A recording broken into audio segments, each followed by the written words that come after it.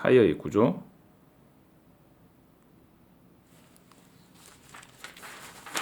그리고 타이어의 규격. 그리고 이번 시험에 나왔었죠? 2015년 편평비에 대한 이야기. 아이고, 네, 여기까지. 자, 반갑습니다. 울산 이규원입니다. 제가 2014년 2차 3번 문제는 이거 뭐지? 몰라서, 진짜 몰라서 뭐 어떻게 풀어야 될지 몰라서 내용도 잘 모르겠고 그래서 안 풀었어요. 안 풀었고 1년 지난 오늘까지도 풀 생각 안 하고 있다가 오늘 아주 그저께죠. 뒤져봤어요. 봤더니 뭐 그런 내용이, 그래서 검색을 한번 해봤어요.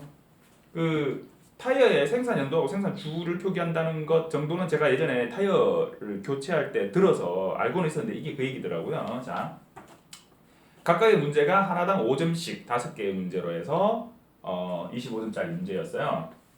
볼까요? DOT, 이 타이어에 우리 타이어에 표시되는 그 코드가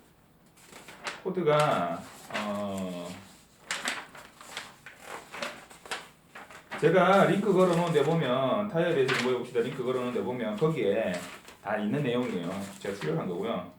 P 매트릭 표기법에 대해서 이번에 시험이 나왔죠. 2015년에 P 매트릭 표기법에 대해서 시험이 나왔고, P 패신저 타이어 195, 75, R 14, 15 이렇게 인치, 림, 내경, 편평비 어쩌고 저쩌고 나왔는데, 그거 말고도 표기가 되어 있는 게 있어요. 이런 식으로 예를 들면 도로교통공단에 있는 실험용 타이어, 학습용 타이어를 찍어서 올려놓으셨더라고요. 이런 내용들이 있다라고 되어 있는데, 문제는 얘가 뭐냐였는데 전체를 한번 봅시다. DOT는 미국 운수성 혹은 미국 교통성이라고 해석을 하는데, Department of Transportation, 미국 운수성의 약자예요. DOT, 미국 운수성의 규격에 따른 거다. 뭐 이런 표현 같아요. DOT. 그다음에 Y0, F9. 이거 Y0은 타이어 제조 공장의 코드 번호예요. 어디서 만들었는지, 타이어 규격 코드 F9, 뭐 어떤 규격인지 이런 거를 표시를 해주는 거야. 그러니까 어디서 만들었고 언제 만들었고 어떤 상표의 패턴이고 이런 거를 타이어에 표시를 해주는 거죠. 그거예요. 요게 표시되는 면은 어디냐면 여기 사이드월이에요. 사이드월. 이걸 타이어를 팍 잘라가지고 단면을 본 거거든요. 요건 림이에요. 림. 우리가 말하는 휠이 동그랗게 되어 있잖아요. 근데 그 동그란 면을 이렇게 두고, 단면을 확 잘랐다고 생각할 거예요. 위에 요렇게 되어 있다고, 요렇게. 여기 바람 넣는 거고 요렇게 나와 있고. 자, 그래서 YPOM 이건 상표 패턴 PR 표시 안 해요. 예. 그리고 얘가 0612라고 되어 있는 이게 뭐냐라는 문제였는데, 이거 별별별 돼 있었죠. 여기는 각각 다를 수 있으니까. DOT 별별별별별 0612라고 되어 있었어요. 문제는. 자, 생산주. 우리는 생산 월 단위로 월급을 받지만 미국, 유럽 이런 외국 나라들은, 서구 문명의 나라들은 주급을 받고, 아파트 예를 들면 월세 같은 것도 주세 이렇게 내요. 주 단위로 이렇게. 그런 개념이 좀 돼 있다 보니까 얘들 표시를 따른 거죠. 생산 연도. 그러니까 다시 말해서 2012년 6번째 주에 생산된 타이어다라는 표시예요. 요거를 보면 이 타이어가 생산된 지 얼마나 됐다는 걸 알 수 있겠죠. 그러니까 달로 치면 1월이 4주하고 며칠 더 되잖아요. 4주니까 뭐 2월 중순경에 만들었겠네요. 그죠? 그런 거죠. 그 표시예요. 그러니까 요 답은 딱 이렇게 쓰면 돼요. 2012년 6번째 주에 생산되었다는 표시. 이렇게 딱 적으면 돼요. 뭐 땡! 이거는 그냥 알아두라고 제가 설명드린 거고. 자, 2번.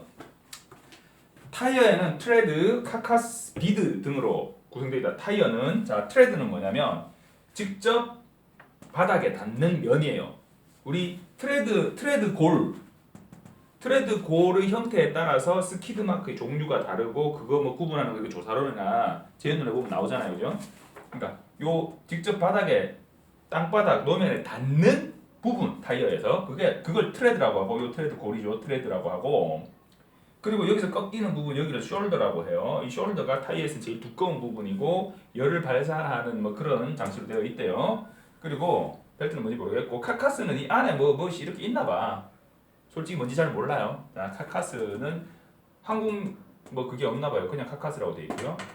요 타이어 안쪽면은 안쪽의 공기 밀폐층이라고 해서 이너 라이너라고 되어 있네요. 그렇고요. 옆면 사이드월. 우리가 말하는 그 높이 계산하는 그 옆면이죠. 옆면 사이드월이고 여기에 이런 내용들 그리고 피메트릭 표기법 그런 것들이 다 표기가 되어 있어요.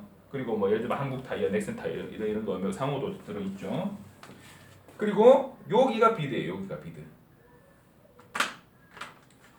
아이고. 타이어 보면 이렇게 동그랗게 이렇게 내려와서 밑에서 탁 꺾여서 이렇게 탁 꺾여 있는 거고 여기 비드인데 이 비드의 역할은 뭐냐면 별거 없어요. 자, 타이어를 림에 장착시키는 역할 끝. 이렇게 적으면 돼요. 그냥 이 타이어를 이게 림이거든요. 쇠하고 공구가 딱 떨어져서 딱 맞물려서 얘가 바람이 빠지거나 했을 때 공기압이 낮아지거나 했을 때 얘가 탁 빠져나오는 이런 걸 막아주는 그런 어떤 압력을 주는 그런 역할도 해야 되고 그리고 여기 잘 정확하게 장착되어 있도록 역할을 해야 되는데 그게 비드예요. 그러니까 이 비드부가 아주 중요해. 그래서 이 타이어에 대해서 알아봅시다 할 때 비드부가 따로 이렇게 확대돼 가지고 막 분석되는 게 나와요. 그래서 비드의 역할은 뭐냐? 타이어를 림에 장착시키는 역할. 끝. 자, 그리고 제가 뭐지? 이러고 접었던 거. 자, 3번 문제가 뭐냐면 3지 교차로에서 두 대 차량이 충돌했는데 뭐 이래 나오는데 뭔지 몰라서 솔직히 뭔지 몰라서 분석을 못했었어요. 근데 이번에 검색해서 알았다. 복잡하더라고요. 자, 그거는 조금 더 잠깐 잘랐다가 하죠. 지우고요. 다시 적을게요.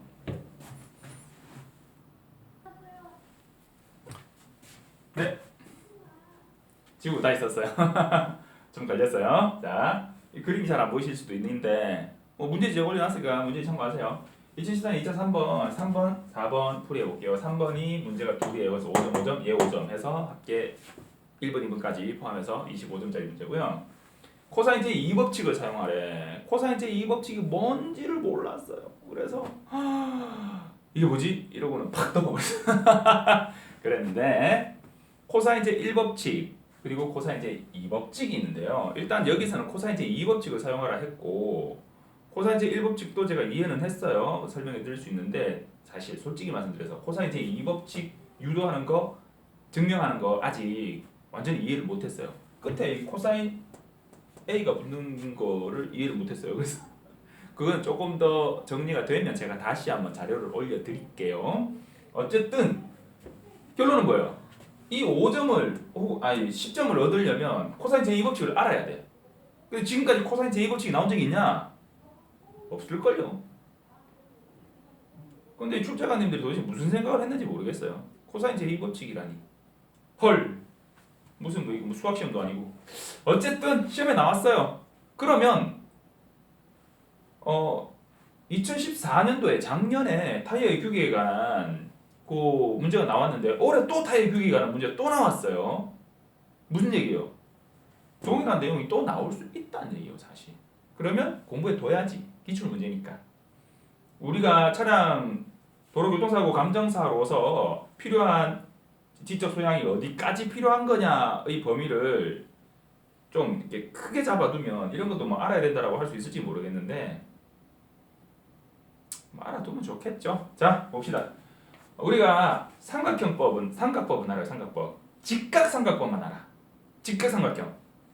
알죠? 직각삼각형? 요 직각 A, B, C 딱 해가지고 직각삼각형만 알아. 그래가지고 이 A, B, C가 아니고 죄송합니다. 보자. 보통은 A, B, C 이렇게 적죠. 보통은.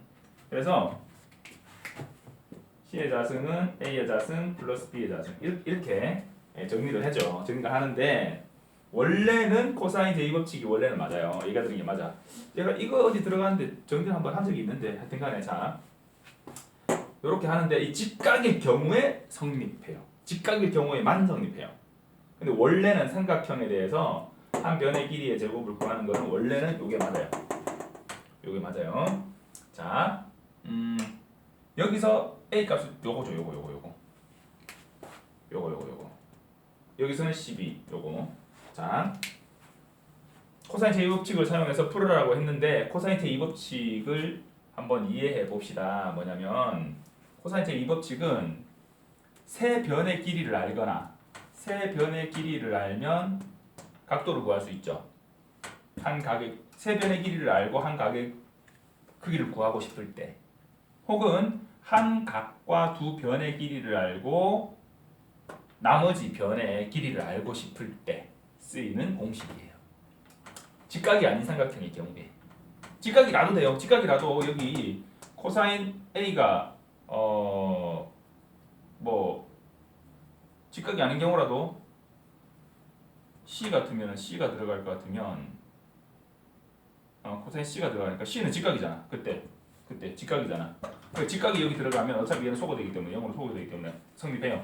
그러니까 직각이든 아니든 얘로 풀면 되는데 직각인 경우에는 얘가 되는 거지. 자, 사설이 길었어요. 왜 사설이 기냐? 지가 잘 모르거든. 자신 없거든. 말이 길어지는 거야. 자, 어쨌든 코사인 제2 법칙을 사용하라 했고 코사인 제2 법칙의 그 증명에 대해서 다음에 제가 한 번 더 올릴게요. 코사인 제1 법칙, 코사인 제2 법칙 한 번 더 올려드릴게요.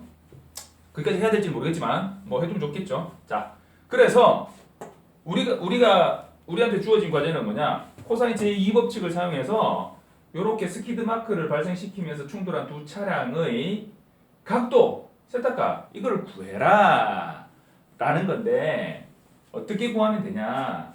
이거를 갖다가 무식하게 직각으로 선분을 내려가지고 여기서 꼭지점에서부터 직각으로 선분을 내려가지고 이렇게 뭐 구할 수도 있어요.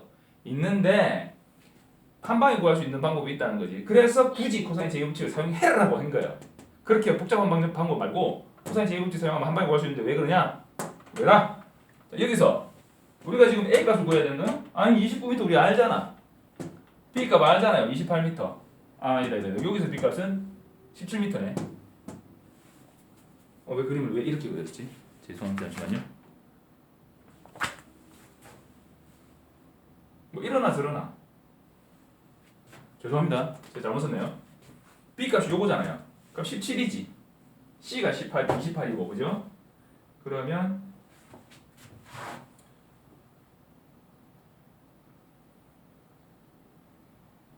어차피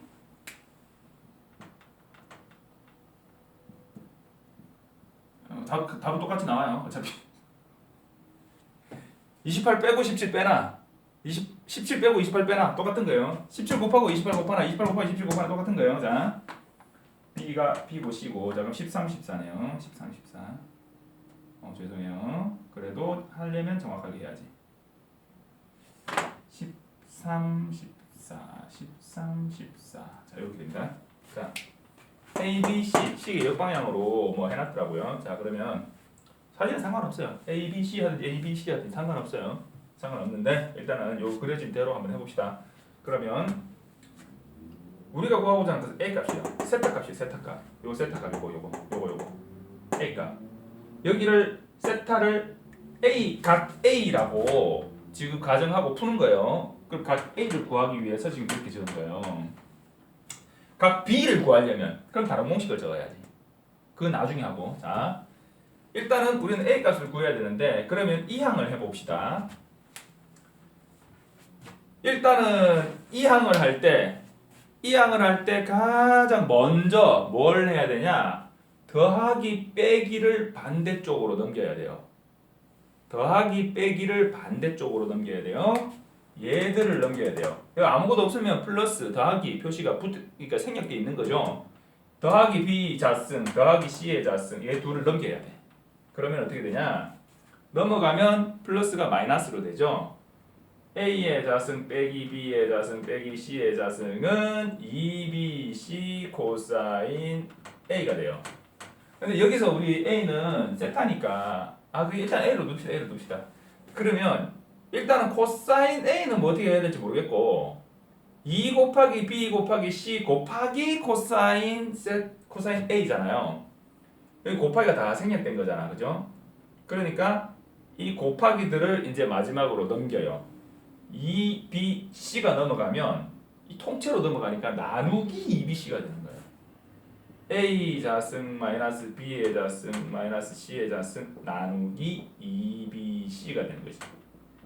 그럼 코사인 A가 돼요. 자, 그럼 이제 A, 즉 우리가 보통 표현하는 세타 값만 남기고 코사인을 넘겨야 되는데 코사인은 어떻게 넘어가냐? 코사인 분의 1 이렇게 넘어가야 돼요. 1 나누기 코사인으로 넘어가도 되는데 그거를 전자계산기 계산하는 방법이 있어요. 제가 소유하고 가지고 있는 카시오 E130인가 뭐 하여튼 뭐 그거는 쉬프트를 누르고 코사인을 누르면 코사인 위에 이렇게 위첨자로 마이너스 1이 생겨요. 그래서 요거를 아크 코사인이라고 해요. 아크 ARC인지 뭐 뭔지 모르겠어요. 아크 코사인이라고 해요. 아크 코사인. 그 9배에서 탄젠트 값으로 주어진 9배를 각도로 계산할 때 세타 값 구할 때 아크 탄젠트 이거 써보신 적 있는지 모르겠어요. 같은 거예요. 아크 코사인. 아크 코사인이니까 여기가 넘어가면 아크 코사인이 된대요. 그러면 이 공식이 돼요. A는 아크 코사인 A 자승 마이너스 B 자승 마이너스 C의 자승 나누기 2BC 이렇게 되는 거예요. 곱하기 생략된 거죠. 자, 그러면 요거를 구하면서 값을 대입해가지고 풀면 104.1도가 나와요. 약 104.1도. 소수점 두째자에서 반올림하라 했으니까 나오고요. 이거는 뭐 제가 뭐 개념 설명하고 뭐고 할 게 없어요. 그냥 이 공식을 이항해가지고 대입하면 돼요. 그냥 하면 되고요. 되고 파이 값을 구해라. 파이 값은 이 삼지 교차로 자체의 각도를 구하라는 거예요. 이 삼지 교차로의 각도를 구해라. 파이라고 줬어요. 파이 값을 구해라. 마찬가지로 이 공식에다가 대입하면 A 값은 12, B 값은 13, C 값은 14 되겠죠. 12, 13, 14 밑에 12, 13, 2, 13, 14 BC C 해서 하면 127.4도가 나와요. 계산 한번 해보세요. 그리고 어떤 계산기는 Shift를 누르는 게 아니라 Alt를 누르는 계산기도 있어요. 제 폰에 있는 공학용 계산기는 Alt를 누르게 돼 있더라고요. Shift가 아니라 그러니까 코사인 위에 코사인 이렇게 아크 코사인 표시가 있는데 이게 예를 들어 노란색으로 돼 있고 Alt 표시가 노란색으로 돼 있다. 그러면 노란색 누르고 이 버튼을 누르면 아크 코사인이 표시된다 이 말이에요. 근데 제 계산기는 Shift를 누르는 걸로 돼 있고 폰의 앱 공학용 계산기 앱은 Alt를 누르는 걸로 돼 있더라고요. 하여튼 그래요. 어쨌든 아크 코사인을 사용하는 방법 이해하셔야 되고 코사인 제2법칙도 이해를 하셔야 돼요. 코사인 제2법칙에 대해서는 제가 다음에 다시 한번 정리해 드릴게요. 어쨌든 기출문제로 나왔었어요. 그러면 혹시나 다음에 이런 부분이 문제가 만약에 나왔다. 그러면 25분짜리 문제가 보통은 20분, 55분짜리 문제가 둘 그리고 약술이 하나 나오는데 한 문제를 봤더니 이거 막 헷갈려 막 계산이 안 될 것 같아요. 그럼 이걸 선택해야 돼. 어쩔 수 없잖아요. 이걸 선택해야 되는데 약술 하나 하고 얘를 선택해야 되는데 전혀 못 풀겠어. 그러면 안 되잖아. 그러니까 이 공식 하나 정도는 외워주자고요. 우리가 보통 알고 있는 C자승은 A자승 플러스 B자승 이렇게 돼 있는 거를 A자승은 B자승 플러스 C자승 플러스 2BC 코사인 A 요거만 좀 외워주면 되잖아. 외워줍시다. 그리고 혹시나 하나 작도 나오고 이런 거 나올 수도 있잖아. 작도 끊으면 작도. 자, 4번은 n값 중앙 좋은 거 주고 그리고 현의 길이 주고 r값을 구해라 라는 거예요. 곡선 반경을 구해라. 저는 앞으로 설명할 때 곡선 반경 r자 소음자로 쓰기로 했어요. 반경 반지름은 r자 소음자로 쓰는 게 맞아요. 저는 그렇게 쓸 거예요. 다른 데서는 뭐 대문자 쓰든가 말든가 모르겠어요. 자, r은 c의 자승 나누기 8m 플러스 m 나누기 2잖아요. 공식는 사실 이거 내가 문제 이거 풀면서 공식 안 보고 외워서 하려고 하니까 이게 플러스인지 마이너스인지 막 헷갈리더라. 헷갈리지 마세요. 자, 그래서 대입하면 그대로 나와요. 156.5m. 이건 어려운 거 아니죠? 이거는 뭐 금방 공식만 잘 외우고 있으면 이건 뭐 그냥 거저 주는 거죠. 손가락 실수만 안 하면. 자, 그래서 2014년 2차 3번 문제 풀어봤습니다. 타이어의 규격에 관한 부분, 타이어의 생산 연도, 생산 주, 그게 어떤 의미인지를 이해하고 있는가. 그리고 두 번째 문제는 타이어의 구조에서 비드라는 부분이 어떤 역할을 하는가, 그거를 이해하고 있는가, 타이어에 대한 기본 구조와 내용을 이해하고 있는가에 대해서 1, 2번이 나왔고요. 3번 코사인 제2법칙을 사용해서 세타 값을 구할 수 있는가 하는 부분에 대해서 문제가 나왔고, 4번 뭐 너무나 기본적인 부분이지만 그 곡선 반경, 회전 구간의 곡선 반경을 구하는 공식을 잘 이해하고 있는가 라는 문제가 나왔습니다. 사실 그렇게 어려운 문제는 아닌데 각각의 내용을 내가 이해하고 있지 않으면 아예 손도 못 대는 그런 문제예요. 그래서 제가 손을 못 댔어요. 1년 동안. 자, 하여튼 2010 이걸로 2014년, 2015년 문제풀이는 다 끝냈고요. 2013년 문제는 정말 솔직히 말씀드려서 문제 복원이 완전하지 않아요. 그래서 2013년 2차 문제는 솔직히 풀려면 좀 짜증나. 그래서 제가 손을 안 대고 있었는데 풀어는 놨어요. 풀어는 놨는데 제대로 푸른 건지도 모르겠어.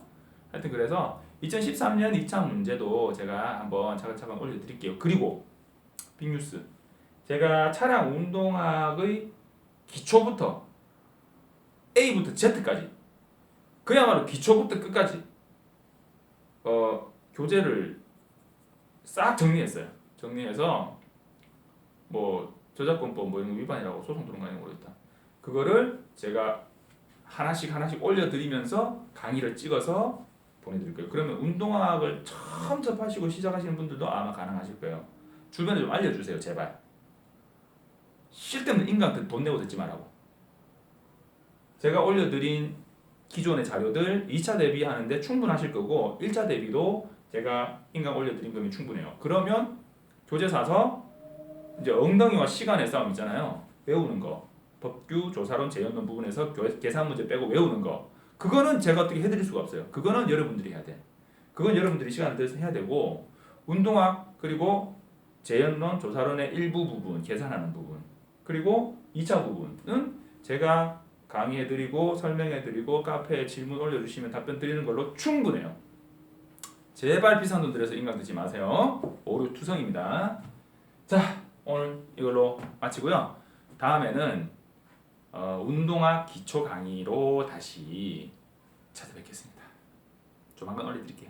감사합니다.